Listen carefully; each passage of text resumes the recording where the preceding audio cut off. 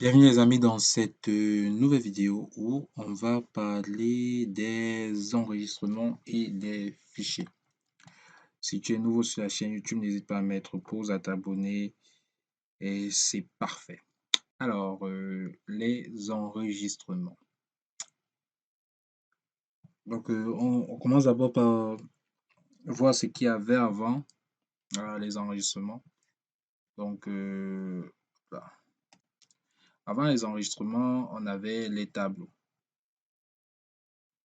Les tableaux à une dimension qu'on appelait vecteur.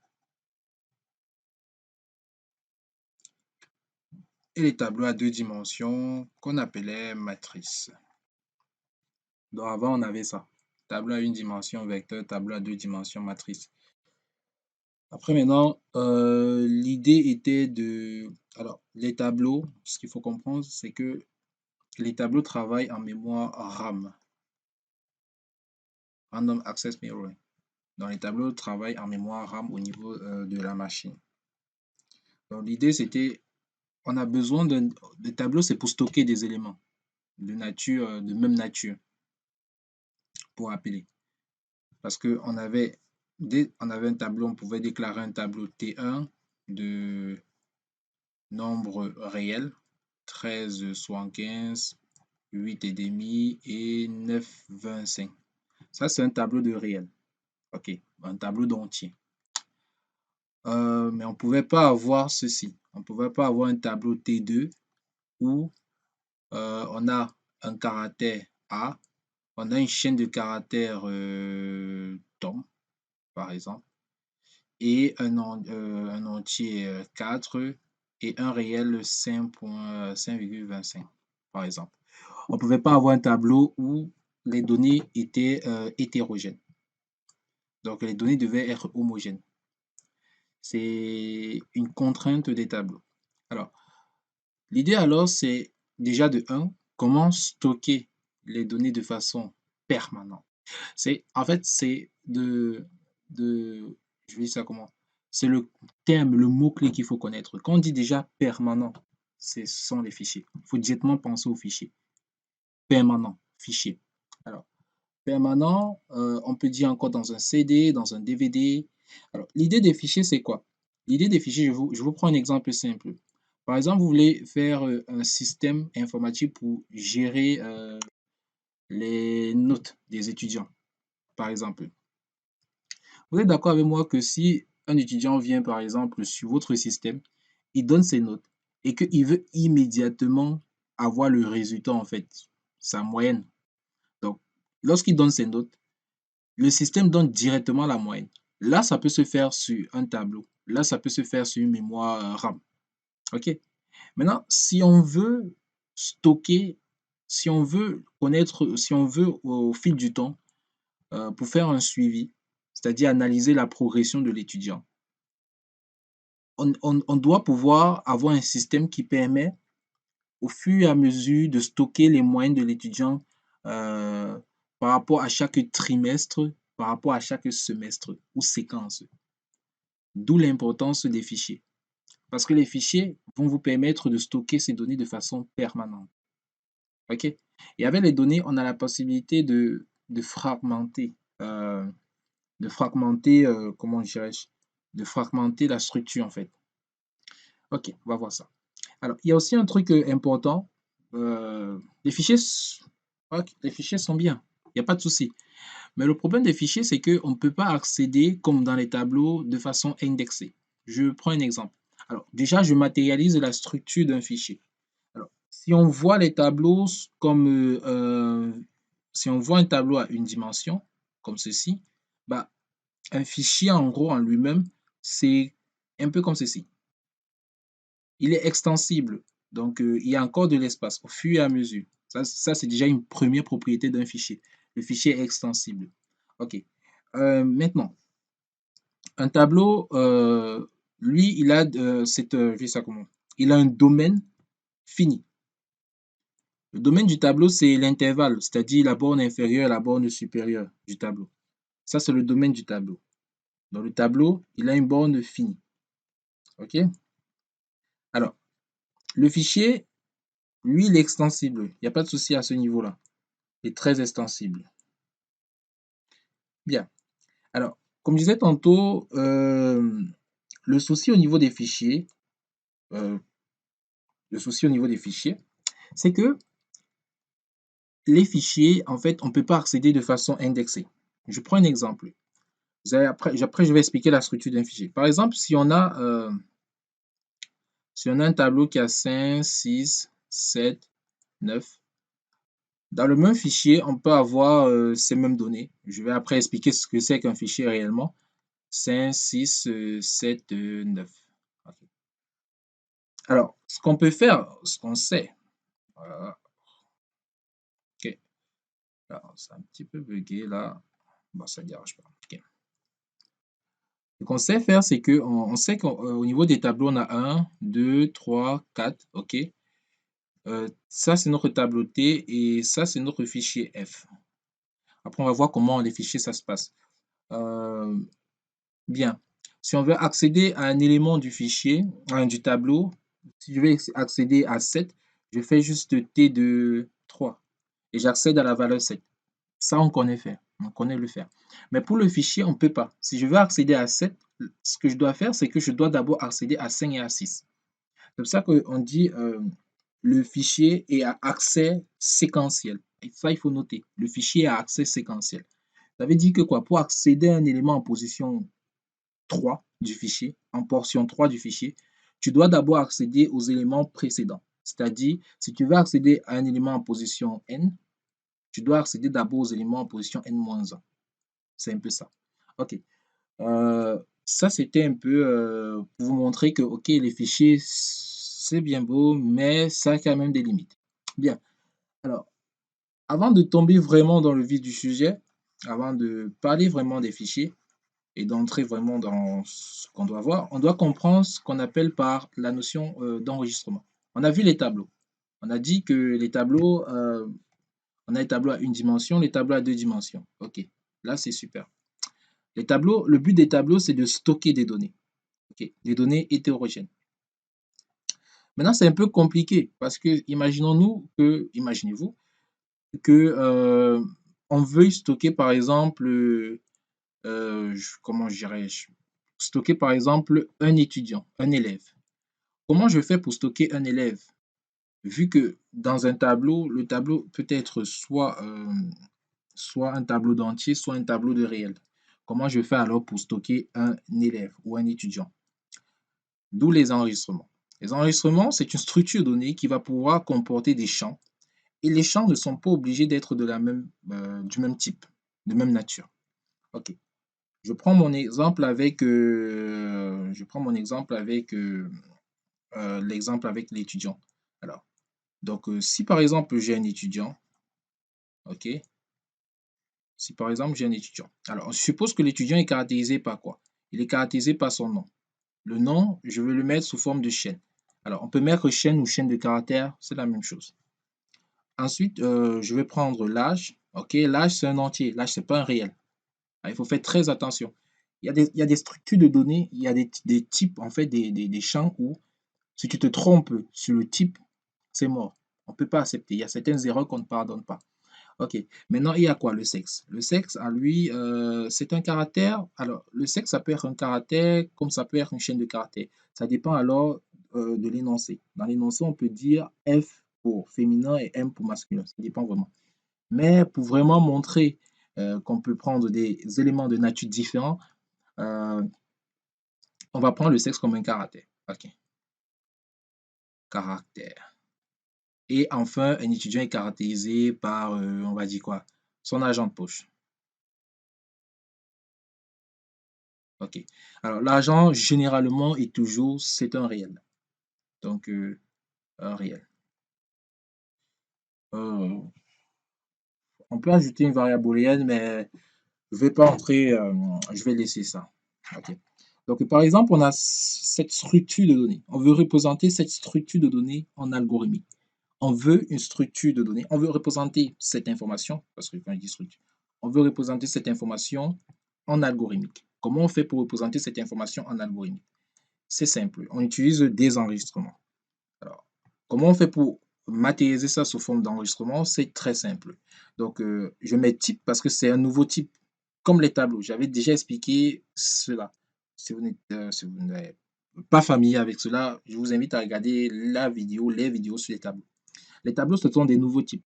Donc, type, euh, type, euh, type, on veut créer l'enregistrement type étudiant, dont le nom de l'enregistrement égale à enregistrement. Enregistrement. Et qu'est-ce qu'on fait? On détaille tous les champs au fur et à mesure. Donc, nom, deux points, chaîne, point virgule, âge, deux points entier, point virgule, sexe, deux points caractère, point virgule, AGR, je mets ça comme ça, deux points réels. Et on marque par fin enregistrement. Étant donné que c'est un nouveau type, il y a le point virgule au niveau de fin enregistrement. Maintenant, au niveau du schéma, schématiquement, ça se matérialise comment? Schématiquement, on a un truc comme ceci, où on a ceci, les différents champs. Il faut bien comprendre. OK.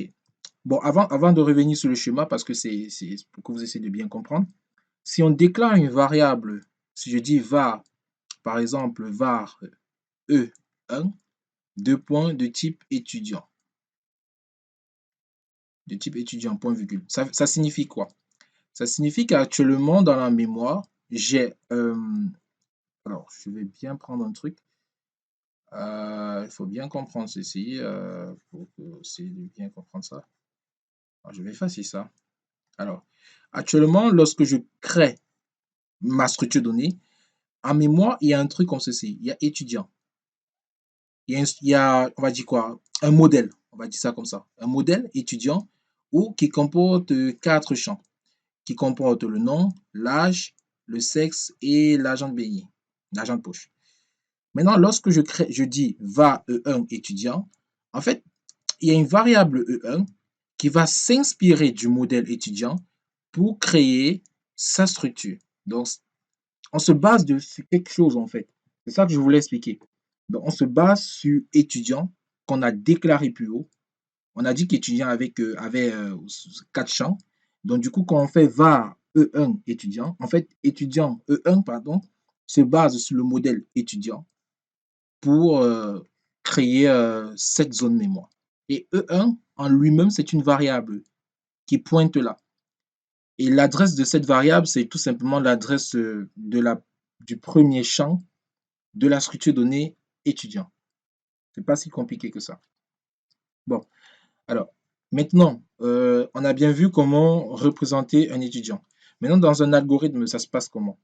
Alors, je suppose que c'est vraiment from scratch. Donc, je vais mettre début, OK? Et supposons qu'on veut remplir les différents champs de l'étudiant. Comment on fait pour remplir les champs d'un enregistrement? C'est simple. Si on vous dit peut-être écrire, entrer, par exemple ici, le nom, ok, je le fais vraiment, voilà, entrer le nom, ok. Lire, on sait que pour récupérer une valeur saisie au clavier par l'utilisateur, on utilise lire. Donc, on va lire quoi? On va tout simplement lire E1 point. Parce que je dois accéder au champ nom, donc E1 point nom. Alors, je ne mets pas nom avec S, je ne mets pas nom majuscule, minuscule, je mets le même nom que j'ai eu à déclarer ici. C'est très important ça. Je mets le même nom que j'ai eu à déclarer là-bas. OK. Quand je fais ça, quand l'utilisateur entre par exemple Joël, par exemple, ce qui va se passer, donc ici, on va mettre, voilà, ce serait compliqué pour changer de couleur. Alors, supposons que ici, je vais un peu réduire. OK.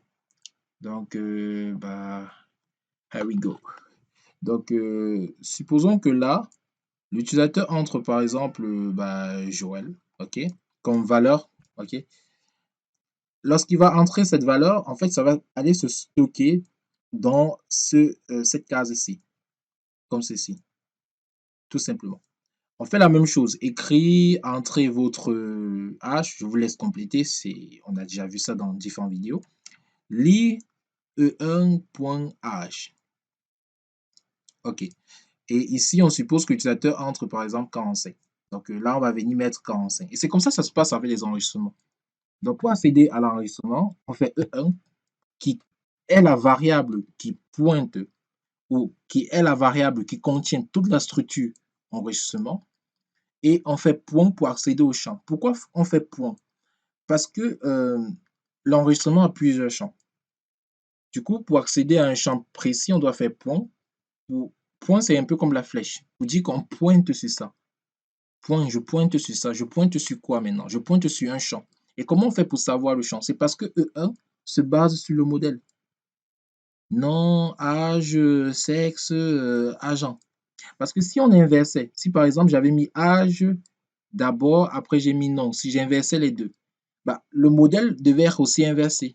Le modèle devait être aussi inversé. C'est pour ça que je disais que E1 se base sur la structure étudiant pour à côté créer son emplacement mémoire et c'est ainsi que nous, on va pouvoir entrer les champs et les champs vont directement être placés dans les bonnes zones. Donc, en gros, c'est ça les enregistrements. C'est ça un enregistrement. OK? On peut aussi avoir des enregistrements d'enregistrement. Je prends un exemple. Alors, on suppose qu'un étudiant est caractérisé par sa date de naissance. OK. La date de naissance, date naissance. La date de naissance, c'est une combinaison. La combinaison jour, mois, année. OK. Ça, c'est une date de naissance. Alors, ce qui se passe alors, c'est que on voit que on a un type. Il y a pas de type, en fait. Il n'y a pas de type, ça comment, prédéfini en algorithmique qui représente directement la date de naissance. Et en fait, ça me permet de chuter encore. Si on vous demande d'écrire un algorithme qui permet d'additionner, disons, l'âge de deux étudiants, il n'y a pas un type étudiant en algorithmique. D'où la nécessité d'avoir des enregistrements, d'où la nécessité de créer un enregistrement. C'est bon? Donc, je vais par exemple, un étudiant est caractérisé par exemple par sa note, voilà, sa note ou sa moyenne annuelle. Et nous, ce qu'on veut faire, c'est par exemple additionner toutes les moyennes des étudiants. Déjà, de un, on n'a pas un type primitif en algo pour représenter un étudiant. Donc, du coup, il nous faut créer ce type. Et d'où le pourquoi le type-ci. D'où le pourquoi ce mot-clé type, pour dire qu'on crée un nouveau type. OK, bien. Alors, je vais faire une vidéo peut-être plus tard pour mieux expliquer cela. Mais en gros, c'est un petit peu ça les bases au niveau des enregistrements. Alors, ce que je vous propose, c'est qu'on va traiter un exercice type plus complexe, qui va nous permettre de mieux comprendre et mieux asseoir nos notions qu'on vient d'apprendre au niveau des enregistrements.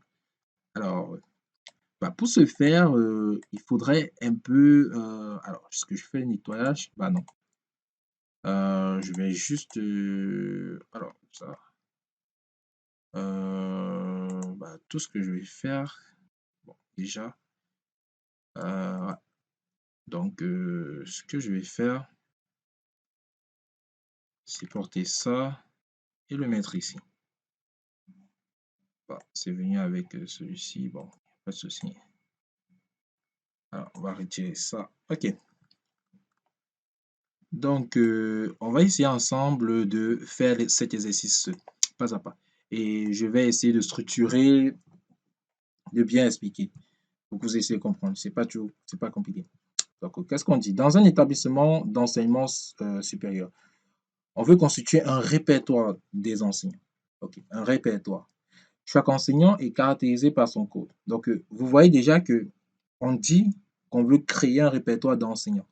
Ça veut dire qu'on veut créer une structure de données, quelque chose qui est propre à un enseignant. Maintenant, qu'est-ce qu'on dit? Je vais abréger enseignant. On dit un enseignant est caractérisé par quoi? Son code. OK?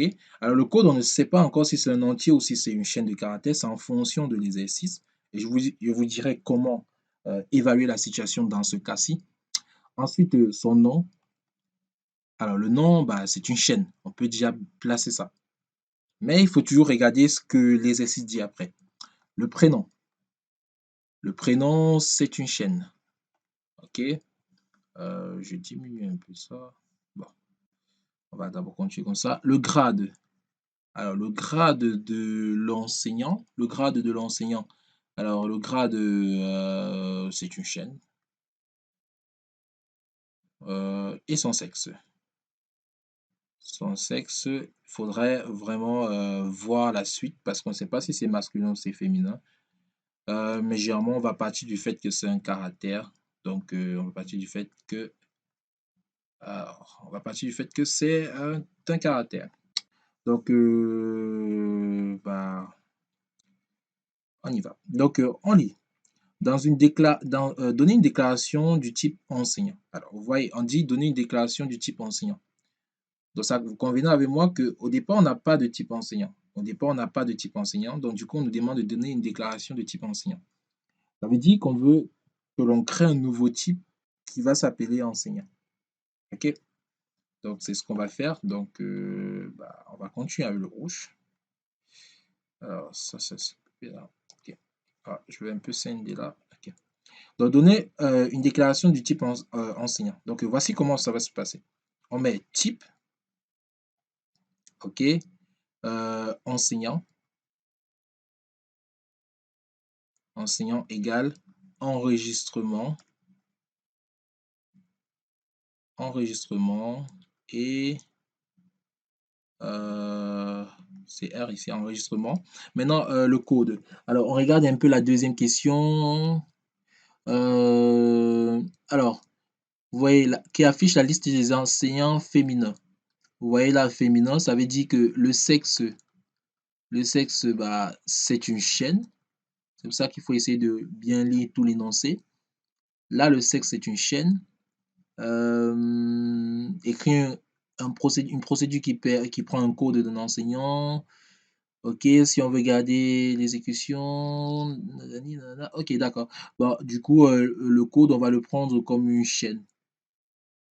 Voilà. Généralement, le code, c'est une chaîne parce que ça permet de vraiment représenter un enseignant de façon unique. Parce que dans le code, on peut avoir 0x1, 0e1, donc on peut avoir vraiment plusieurs combinaisons possibles pour cela. Ok. Donc, bah, on continue. On continue.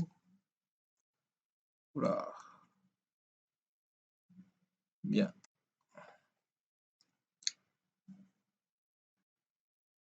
Bien, on continue. Donc, j'essaie d'effacer un peu. Il y a beaucoup de trucs sales un peu là. Ok. Alors, j'efface un peu. Bien. Donc, on avait dit les caractériser par quoi? Son grade, qui est une chaîne, et on avait son sexe. Le sexe, on a vu que c'est une chaîne. Ok. Donc, type enseignant. Enseignant égale enregistrement. Voilà, si ça part à chaque fois comme ça. Alors, on recommence.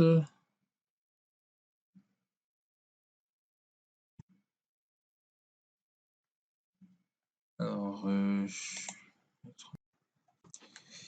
ok, donc on y va. Enregistrement. Ah,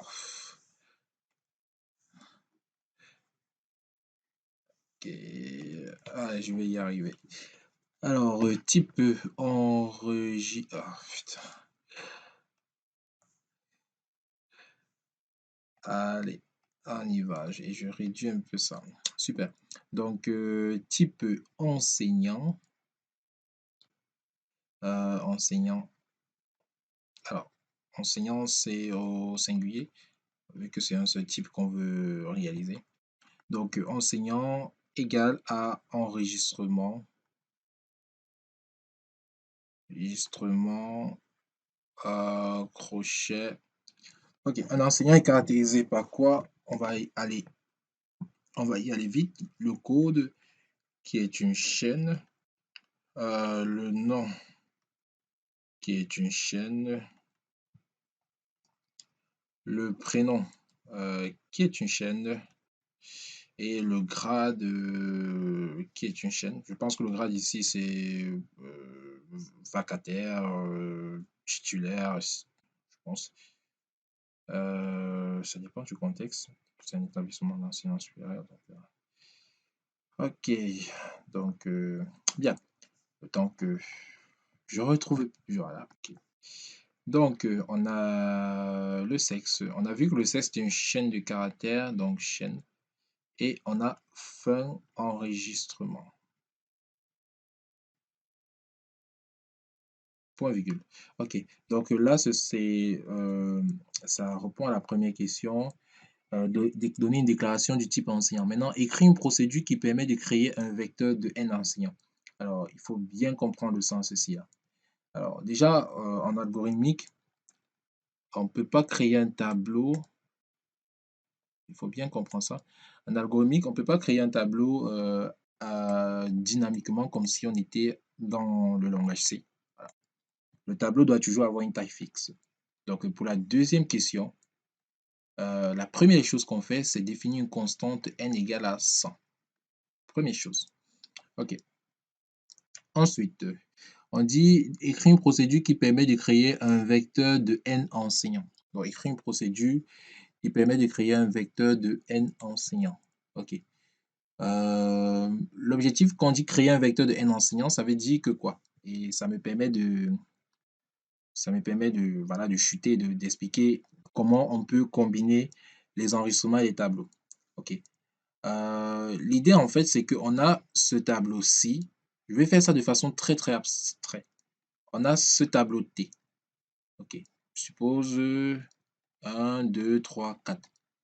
Ça, c'est un tableau qui va contenir des enseignants. Mais vous allez me demander ou vous poser la question, un tableau, ou peut-être certains vont s'imaginer, un tableau, normalement, il est censé contenir des éléments de même nature. Or, un enseignant est caractérisé par plusieurs types.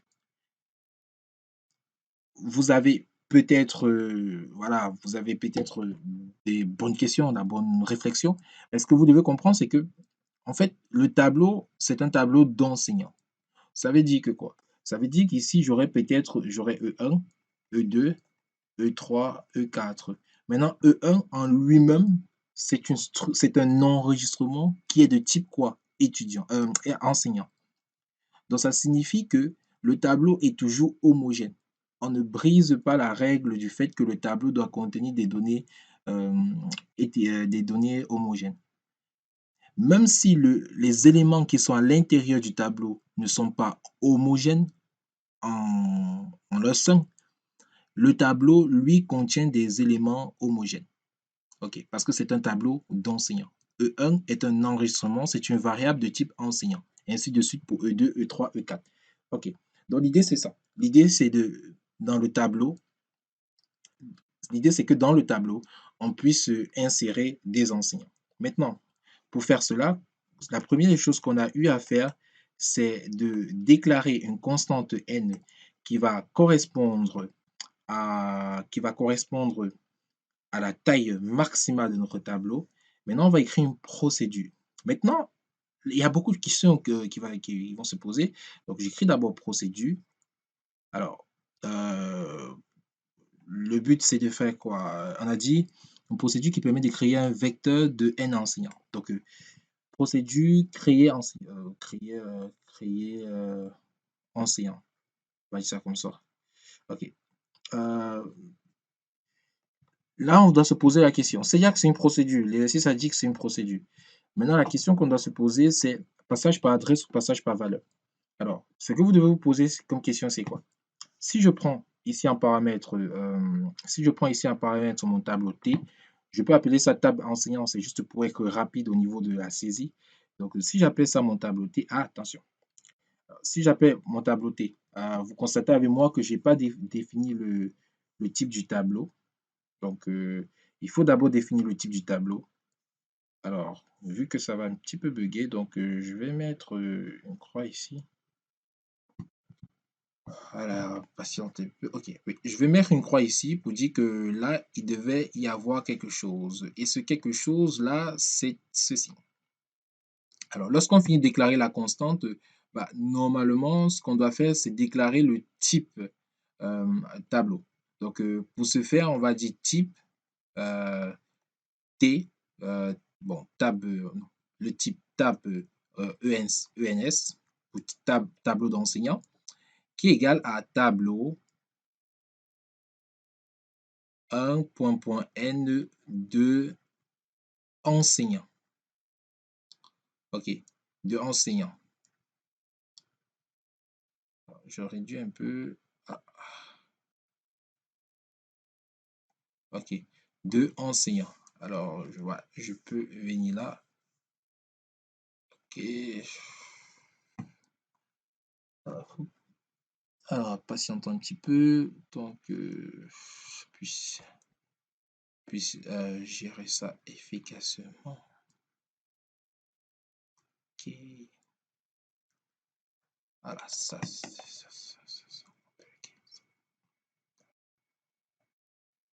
Bon, j'ai effacé le haut là pour écrire ici pour que ça soit plus facile. Bon, parce que l'éditeur buguait un peu.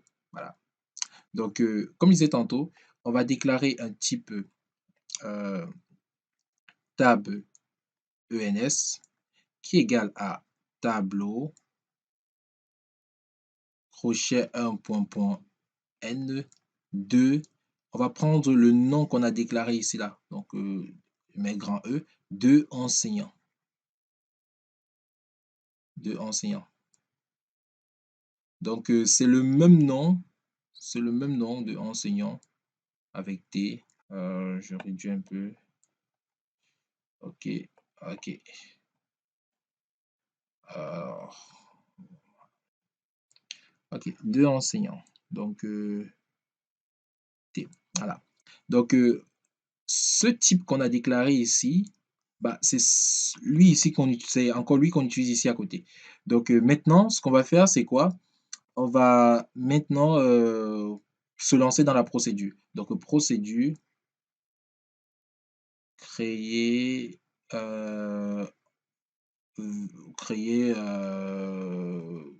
alors, bon, créer vect, on va dire créer vecteur d'enseignant.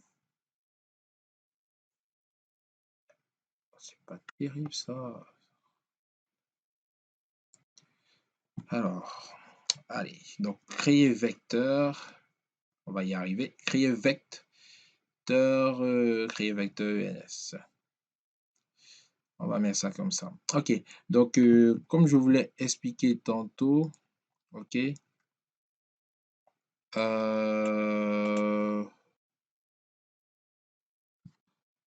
je vais un peu retirer ça, que d'effacer, et ça me plante encore.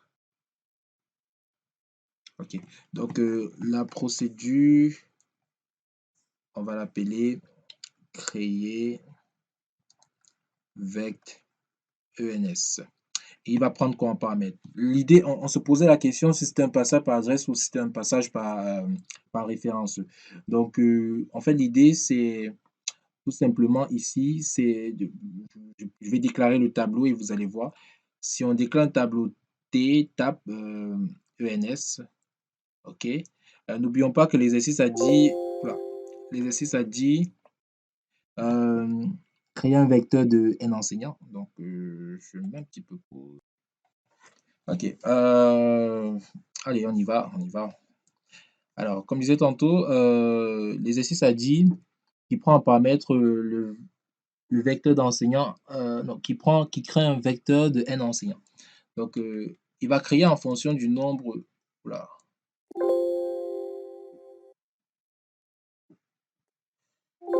Alors, OK. Donc, on continue. Donc, tape ENS. Donc, comme je disais tantôt, on doit créer en fonction du nombre n. Donc, ici, on va prendre n comme un entier. OK, c'est une procédure en retourne rien. Alors, la question que je vous pose, si par exemple l'utilisateur entre n égale à 5, OK, déjà on doit vérifier que le n qu'il a entré ne dépasse pas le grand N. Là, déjà, ça c'est une première vérification. Ensuite, s'il entre n égale à 5, ça veut dire qu'on va créer un tableau de. Bon, on va utiliser les 5 premières cases du tableau. Donc, 1, 2, 3, 4, 5. bah, les autres cases du tableau, les 95 cases du tableau restants, pardon, euh, on va pas l'utiliser. Donc, c'est un peu ça. OK, donc l'idée alors, c'est justement ça. C'est que l'utilisateur, lorsqu'il entre une valeur, OK, en première des choses, on vérifie si son n n'est pas supérieur au grand N. Ça, c'est très important. OK, maintenant si on crée le tableau, pas qu'on crée le tableau, on utilise les 5 cases du tableau. Créer, ça veut dire tout simplement que l'utilisateur va entrer des enseignants et pour chaque case du tableau, on va insérer un enseignant. Donc, grosso modo, ça veut dire que à la première case, on aura E1, la deuxième case, on aura E2, la troisième case, on aura E3, E4, E5. OK. Donc, ça, ce sont les enseignants que l'utilisateur a entrés. Maintenant, la question que je vous pose, c'est, au départ, le tableau était vide. On a demandé à l'utilisateur d'entrer les éléments, c'est-à-dire l'enseignant en position 1, 2, 3, 4, 5, ainsi de suite. C'est un passage par adresse ou c'est un passage par valeur? Vous voyez que c'est un passage, on va dire quoi? C'est un passage par copie ou c'est un passage par variable. On voit ici que c'est un passage par adresse. OK. Parce que ici, on modifie la structure interne du tableau. OK. Donc ici, on ne travaille pas avec la copie du tableau parce que ça ne sert à rien. Si on travaille avec la copie du tableau, on perd les informations des enseignants que nous avons saisies. OK. Donc rapidement, on fait ça. On fait ça rapidement. OK. Allez, super. Alors, ça va être très très long. Donc, je vais sauter certains endroits. Donc, début. Donc, var. En gros, on a besoin de i pour l'itérateur. Je ne sais pas encore d'autres variables. Donc, début. Donc, écrire. Je ferai une vidéo pour bien expliquer ça parce qu'il faut bien expliquer comment ça se passe. Donc, je vais dire quoi? Entrer le code. Alors, généralement, le code, il est généré automatiquement. Mais on part du principe que bah, celui qui va saisir les informations de l'enseignant, c'est vraiment un responsable et qui a des codes et que tous ces codes sont vraiment uniques et distincts. Donc, entrer le code de, euh, de l'enseignant en position, en position, en position I. Voilà. Donc là, on va dire lire. Maintenant, comment on fait pour accéder? Comment on fait? On sait que c'est un tableau d'enseignant. C'est là où ça devient très intéressant. Regardez, je sais que c'est un tableau d'enseignant. Ça veut dire qu'à l'intérieur, j'ai une structure de données de type enseignant. Donc, ça veut dire qu'à l'intérieur, j'ai exactement, on a combien? J'ai exactement 4 champs, 5 champs. Bon, 5 champs. Sur chaque emplacement, donc la première case du tableau, c'est la première case du tableau à l'intérieur. La zone qui est à l'intérieur, c'est une zone de type enseignant. Ça veut dire que quoi? Ça veut dire que pour accéder à un champ, je dois m'y prendre comme on avait eu à voir précédemment pour accéder à un champ d'enregistrement. En gros, de façon un peu abstraite. OK, de façon un peu abstraite. Je prends le même tableau. Alors, voici le même tableau. J'appelle cette structure le premier enseignant E1. Donc ici, c'est E1. Donc ici, c'est E1. OK. Donc ici, c'est E1. Donc je sais ici que j'ai E1. Donc je vous pose la question. Comment on fait pour accéder à la valeur E1 dans un tableau normal? Donc, comment je fais pour accéder à ce qui est à l'intérieur de la première case du tableau? Bah, c'est simple. Pour accéder à l'intérieur de ce qu'il y a dans la première case du tableau, je fais T2, combien? T2 crochet, T2 1. OK. Vous êtes d'accord avec moi? Maintenant, si je veux accéder, pour accéder à la première valeur, la première valeur, on va dire ça comme ça, de la première case du tableau, c'était de 1. Maintenant, je sais que là, on a fini avec ce stade-ci. On passe au stade supérieur. OK. Je sais que pour accéder à la première valeur de mon tableau, c'était de 1. Maintenant, à l'intérieur, pour accéder, donc quand je suis dans T de 1, je sais que la valeur qui est à l'intérieur de T de 1, c'est un enregistrement. OK? Donc du coup, comment je fais pour accéder à un champ d'un enregistrement? Bah, je fais point. Donc c'est pour ça qu'on va faire T de 1 point, on accède maintenant au code. OK, c'est bon? Donc T de 1, T crochet, donc voici T crochet 1, OK, la première case du tableau. Maintenant point code, donc point, dites-vous que le point c'est la flèche, point code, c'est pour accéder à la premier champ et voici le code. Donc c'est un peu ça. Alors, maintenant, ça c'est pour juste un seul élément du tableau. Maintenant, nous, ce qu'on veut faire, c'est que on veut entrer les éléments de les éléments de chaque case du tableau, donc les n cases du tableau. Alors, pour cela, on est obligé d'utiliser une boucle. OK, donc du coup, ce qu'on va faire ici, alors c'est un peu rapide, c'est pour que la vidéo soit pas très longue, parce que pour i de 1 à petit n. Mais avant de faire ça, on a dit que quoi? Si notre n est inférieur ou égal à grand N, alors on peut faire ça. Parce que si le N que ça te donne 101, ça peut pas. Il ne peut pas entrer 101 enseignants dans un tableau de 100 cases. Donc, si notre N est inférieur ou égal à N, notre petit n, on peut alors faire ça. Et qu'est-ce qu'on peut faire? On va dire écrit, entrer le code de l'enseignant en position I.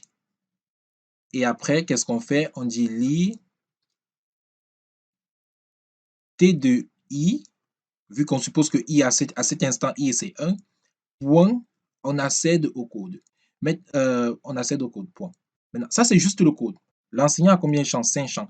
Donc, on fait la même chose. Écrit, entrer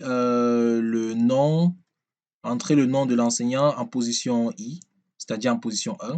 Là, ça permet à l'utilisateur de savoir que, OK, je suis en train d'entrer les informations de l'enseignant en position I, en position 1, en position 2, ainsi de suite. OK, bien. Donc, qu'est-ce que je fais? Lit T de I, point, non, point virgule. Ensuite, je fais la même chose, ainsi de suite, ainsi de suite. Donc, en gros, c'est la même chose. Fin pour. Maintenant, le sinon, c'est une procédure, on ne retourne rien. Donc, dans le sinon, ce que je vais dire, c'est écrire la capacité, la taille entrée, petit n, dépasse, dépasse les limites du tableau. Point virgule. Et j'ai fin ici, j'ai fin là. Fin. OK. Donc, en gros, ça, c'est la procédure qui permet de créer un vecteur. Donc, ici, on rajoute var parce que c'est un passage par adresse, comme j'ai dit, et on a i qui est notre variable qui est de type entier. OK.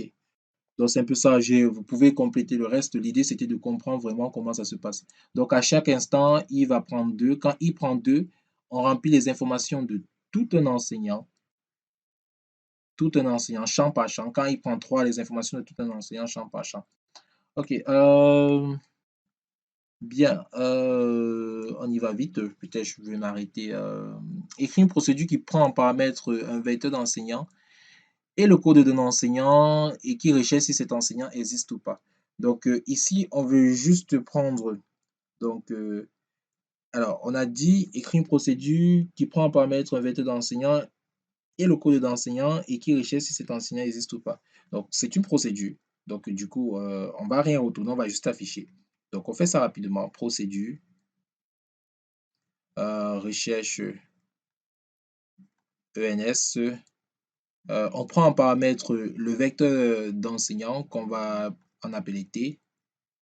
Tab ENS. OK. On ne prend pas le passage par adresse parce qu'on ne modifie pas la structure interne du tableau. Et le code d'un enseignant. Donc, le code d'un enseignant, c'est une chaîne de caractères. On va appeler ça code de points de type chaîne. Point virgule. Et ce qu'on va faire, c'est qu'on va appliquer une recherche. On va appliquer la recherche. On va appliquer la recherche séquentielle. On va appliquer la recherche séquentielle. On ne peut pas appliquer la recherche dichotomique parce que le tableau n'est pas trié. On ne sait pas si le tableau n'est pas trié. Et en plus, le tableau, c'est un tableau d'enregistrement. Il faut faire très attention. OK. Donc, on continue.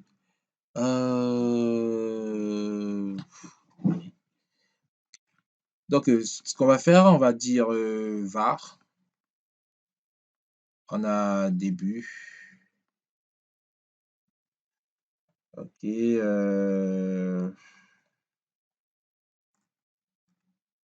Début. On y va. Donc, qu'est-ce qu'on va dire? On applique la recherche séquentielle. Si vous avez regardé la vidéo précédente, tant que je suis pas arrivé à la fin du tableau et que l'élément que je recherche, je ne l'ai pas trouvé, j'avance. Donc ici, on a déjà notre tableau qui est en mémoire rempli via la question 2. Donc, je suis sûr qu'il y a déjà 5. Si n, c'est 5, on a déjà 5 enseignants. Donc, l'idée maintenant, c'est de faire quoi? L'idée, c'est que dans le tableau là, OK, je prends juste un exemple. Je ferai une autre vidéo pour bien expliquer ça pas à pas. Donc, en position, à première case du tableau, on a par exemple le code 0x1, le nom Tom, OK, le nom Tom, le prénom Bob, il y avait quoi comme champ encore? Son grade enseignant, ENS, et son sexe masculin. Masculin. OK. Donc voilà par exemple une structure donnée. Vous voyez que ça, c'est dans la première case du tableau et tout ça, ça correspond à un enregistrement E1. On peut dire ça comme ça. Donc l'idée, c'est que quoi? L'idée, c'est qu'on va venir parcourir chaque case du tableau et on va juste venir s'intéresser à la première information de la valeur qui est contenue dans chaque case du tableau. Donc en gros, ce qu'on va faire, c'est quoi? On refait la même chose. Alors, il y a une petite subtilité ici. Bon, ça fait rien. Ok, normal. Bon, ça fait rien. Alors, normalement, ce qu'on pouvait faire ici, c'est réutiliser le tableau. Mais bon, je ne vais pas compliquer parce que ici, il ne faut pas tester des cases vides pour rien. Mais on ne va pas optimiser le code. Par exemple, je prends un exemple. Ce que je suis en train de dire, c'est quoi? Pour parcourir le tableau, on va utiliser grand N. Or, on peut se retrouver avec un tableau où les valeurs qui sont entrées dans le tableau, c'est juste les 5 premières valeurs. En tout cas, je vous verrai comment je vais manager cela. Donc, en gros, je vais dire que quoi?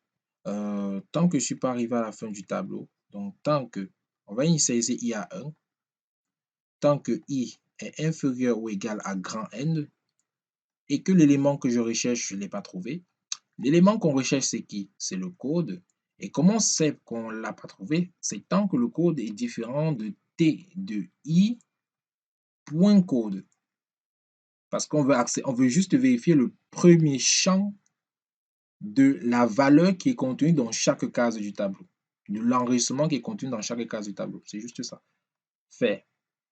OK. Bien. J'avance. Il reçoit I plus 1. Point virgule. Fin tant que. Et on avait vu si I égale. Alors, ici, je vais partir du fait que si I s'est arrêté, I inférieur ou égal à N, alors si I s'est arrêté quelque part, on va dire ça comme ça veut dire qu'il a trouvé l'élément qu'on recherchait. Et tout ce qu'on va dire, c'est, OK, tout ce qu'on va dire, de façon assez classe, écrit, on va dire, l'enseignant, on peut afficher son nom, parce que si I est inférieur ou égal à N, ça veut dire que I s'est arrêté dans le domaine du tableau, c'est-à-dire que I s'est arrêté entre la première case et la dernière case du tableau. OK? Donc, du coup, l'enseignant est présent. Donc, du coup, l'enseignant est présent en position I. Donc, on peut même afficher son nom. Donc, l'enseignant T de I point nom est présent, existe, point virgule. Sinon, écrit l'enseignant n'existe pas. Ça, vous pouvez compléter. C'est pas compliqué. Fin, point virgule. Alors, voilà la fonction, la procédure qui permet de rechercher un enseignant.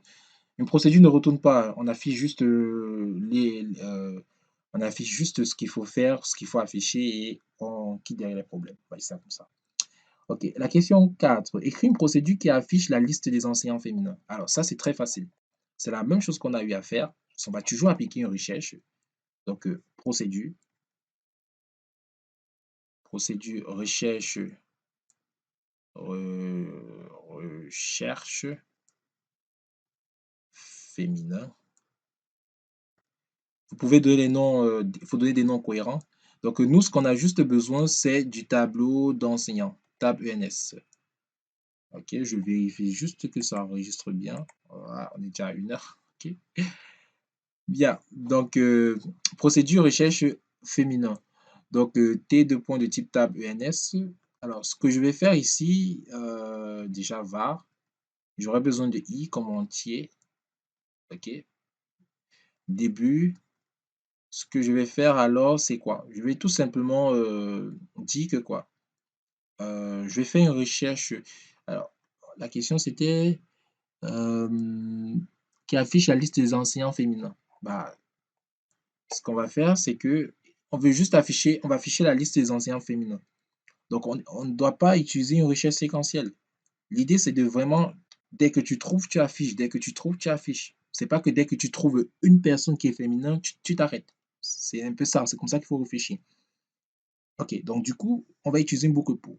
Donc pour I de 1 à grand N faire, ok, et tout ce qu'on va dire, c'est si T de I, là où on se trouve, point sexe égale à féminin.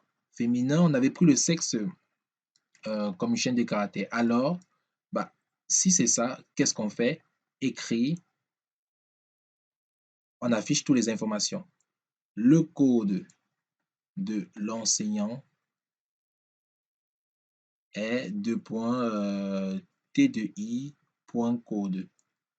Point. Écrit le nom de l'enseignant T de I point nom, ainsi de suite. Vous affichez toutes les informations de l'enseignant. Fin si. Fin pour. Ok, je réduis un peu ça. Fin. Point virgule. Ok. Alors, pour rendre un peu cela un peu plus économique, on va dire ça comme ça, c'est qu'on peut se dire que, bon, si, si on, forcément, si on parcourt toute cette boucle et qu'on trouve pas, on trouve personne qui est de type féminin, il faut préciser. Mais bon, on a dit qu'on affiche juste les enseignants de type féminin. Donc, si la procédure, si on fait, on lance on appelle la procédure et que la procédure ne retourne rien, en soi, c'est pas bien. Mais l'objectif, c'est aussi d'optimiser. Donc, ce qu'on peut faire, c'est quoi? On peut dire que, alors là, ça va être, c'est un peu compliqué l'algorithme, mais on va prendre un truc simple. Donc, ouais, on va s'arrêter ici. Ouais, on va s'arrêter ici pour l'algorithme. Il affiche juste les enseignants de type féminin. Alors, 4. Écris une procédure qui affiche les enseignants féminins. On a fait 5. Écris une procédure qui prend le code d'un enseignant et affiche son nom, son grade et son sexe. Bah, c'est la même chose qu'on a eu déjà à faire. Donc, l'idée, c'est qu'on va prendre le tableau et le code et on va juste maintenant, bon, je le fais. Donc, l'idée, c'est quoi? Écrire une procédure qui prend le code d'un enseignant et affiche son nom, son grade et son sexe. Donc, c'est la même chose. Donc, je peux mettre ça ici à côté. C'est juste que je veux être rapide. Recherche, recherche info. Ok, donc je prends T de type tab ENS, virgule, et je prends le code de type chaîne. C'est une procédure. Bien, donc var i deux points de type entier, point virgule. J'ai début, on a pour I de 1 à N faire. Et tout ce qu'on va faire, c'est si T de I. Ah oui, là, il fallait vraiment que je... Si T de I. Donc, on a dit qu'on veut quoi? On veut le nom, le grade et son sexe. Donc, la condition, c'est quoi? Si T de I. Euh, attention, on a dit... Voilà, OK. Si T de I point code est égal au code, alors écrit son grade de point T de I point grade. Ainsi de suite, son code T de I point code, ainsi de suite, fin si. Fin pour fin. C'est pas compliqué, c'était juste, vous utilisez ici maintenant le code pour tester. Or, ici, on utilisait une chaîne de caractères donnée par l'exercice. Or, ici, on utilise le code qui est pris en paramètres. C'est tout. Bien, on y va. Alors, son grade et son sexe en utilisant une approche de recherche séquentielle. Alors, ah oui, là, on doit utiliser la recherche séquentielle, d'accord. La recherche avec Sentinelle et la recherche donc sans Sentinelle. Alors, sans Sentinelle, c'est une recherche séquentielle. Et avec Sentinelle, c'est où on va créer un tableau de taille n plus 1. Donc, quand vous voyez on crée un tableau de taille n plus 1, c'est la recherche avec Sentinelle. Alors, donc, je vais faire le cas avec la recherche séquentielle pour l'exercice. Donc, ce que j'ai d'abord fait, c'était une recherche simple. C'était pas une recherche, c'était une simple recherche. Alors, je vais copier l'exercice ici. Alors, je vais mettre ça un peu ici en bas.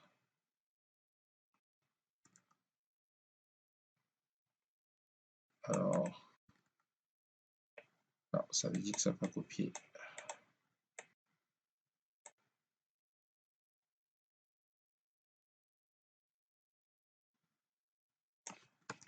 Ok.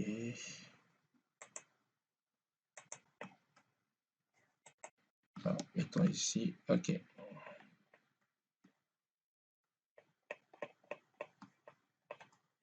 Ok.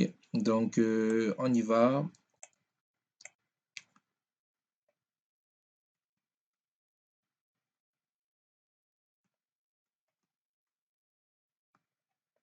Voilà. J'espère que je vais y arriver.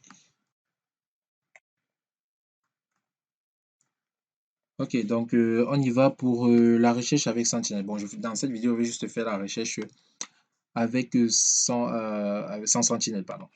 Donc, pour la recherche sans Sentinelle, procédure recherche sans Sentinelle. OK. Alors, T, deux points de type tab ENS. OK. Ensuite, on prend le code de point qui est une chaîne, point virgule. Alors, qu'est-ce qu'on fait? Qu'est-ce qu'on fait? Alors, on va faire début. Alors, il y a var. Bon, il y a var. Oui. Donc, la recherche sans sentinelle, on sait déjà, tant que je ne suis pas arrivé à la fin du tableau et que l'élément que je recherche, je ne l'ai pas trouvé. Donc, c'est ce qu'on va faire ici. Donc, I, on initialise à 1, point virgule.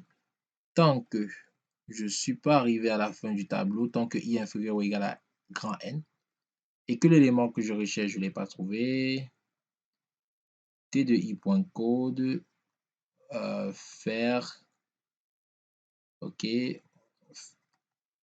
j'avance, I reçoit I plus 1. Donc, en gros, on a déjà fait ça dans une question précédente. C'est pas si compliqué que ça. OK. Maintenant, on sait que quoi? Si I est inférieur ou égal à N, alors, ça veut dire qu'on s'est arrêté quelque part. Et qu'est-ce qu'on fait ici à cet instant? Écrit, on a dit qu'on affiche son nom. Écrit le nom. Le nom de l'enseignant est deux points.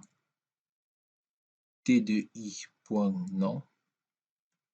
Après, vous affichez son grade T de I point grade. Après, T de I point sexe. Juste ça. Après, fin si.